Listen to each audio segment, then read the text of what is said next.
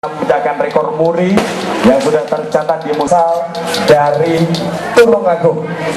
Inilah warga sekaligus pengguna jalan di Desa Gondosuli, Kecamatan Gondang, Kabupaten Tulungagung, yang sedang asik menikmati menu khas pecel lele santan. Sajian yang menggunakan cobek dan rasa sedikit pedas sungguh menggugah selera. Sedikitnya ada 5.180 porsi yang disiapkan oleh warga sekitar.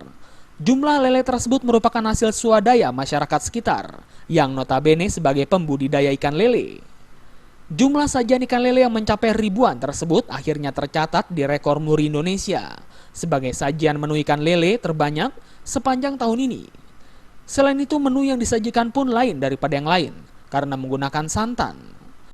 Dari hasil verifikasi kami, dengan jumlah 5.180 porsi yang telah disajikan di Desa Gondosuli, Kecamatan Gondang, Kabupaten Tulungagung, kami catat sebagai rekor muri nomor 7.180 dan kami anugerahkan piagam penghargaannya kepada Bupati Tulungagung, Bapak Sahri Mulyo SE, juga kepada Dinas Kelautan Perikanan Kabupaten Tulungagung, serta kepada masyarakat Desa Gondosuli, Kecamatan Gondang, Kabupaten.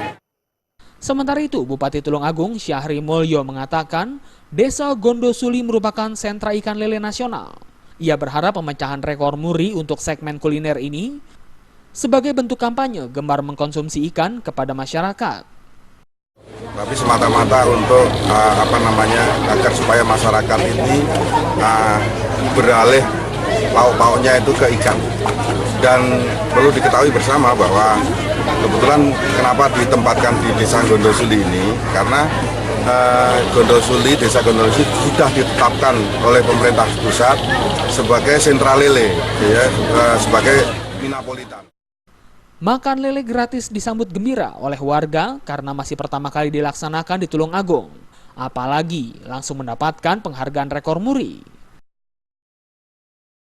Dari Tulungagung, Jawa Timur, Khairul Abadi melaporkan.